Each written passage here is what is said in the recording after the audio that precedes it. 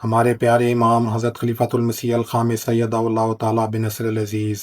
سورہ نور کے تعلق میں بیان فرماتے ہیں کہ سب سے پہلے تو مردوں کے لیے یہ حکم ہے کہ وہ غض بصر سے کام لیں، یعنی اس چیز کی طرف نہ دیکھیں جس سے اللہ تعالیٰ نے روکا ہے،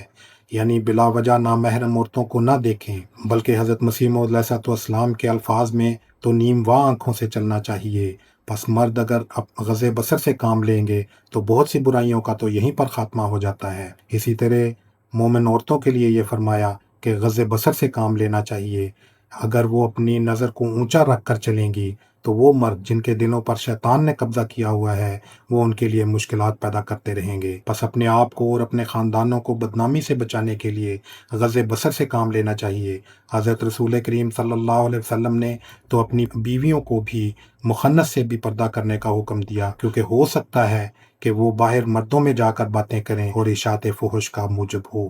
بلکہ اس حد تک حکم ہے کہ اگر کسی مرد سے کسی مجبوری کی وجہ سے بات کرنی بھی پڑے تو لہجے میں ترشی اور تھوڑی سی خفگی ہونی چاہیے، تاکہ مرد کے دل میں کبھی کوئی برا خیال پیدا نہ ہو۔